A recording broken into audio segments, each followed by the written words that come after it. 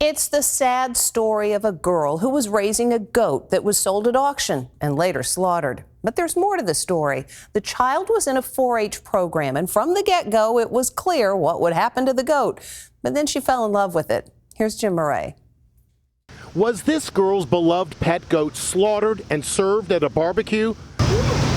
The 9-year-old youngster, whose identity we've agreed to keep private, was given the baby goat last April. She named him Cedar and even gave him a collar, just like a puppy. It was love at first sight, and who could blame the little girl? Adorable baby goats like these at Saddleback Mountain Ranch outside Los Angeles are pretty irresistible. But the girl was participating in a 4-H livestock program, and from the beginning, she and her family knew they would eventually have to sell the goat at auction to be slaughtered for meat.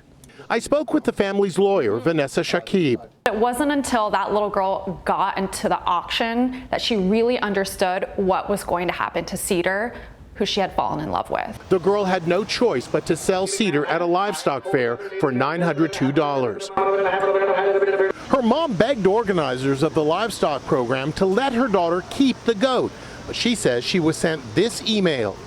Making an exception for you will only teach our youth that they do not have to abide by the rules that are set up for all participants. And here's where the story really gets crazy. Instead of turning the goat over to be slaughtered, the girl's mom packed Cedar into her car and scurried him off to an animal sanctuary 200 miles away.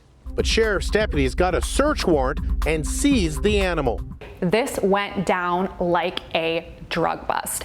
Imagine armed men show up at night to your door with a warrant to breach it, take your beloved pet, and surrender it to be killed. This is outrageous. Cedar was brought back to the livestock fair, where it's believed he was slaughtered and, yes, served at a community barbecue. Cedar paid the ultimate price, and this family will suffer for the rest of their lives from this traumatic event. The girl's mother says she offered to pay the $902 to buy the goat back, but was told no deal. So she's suing both the county and the livestock fair. The sheriff says they can't comment on pending litigation.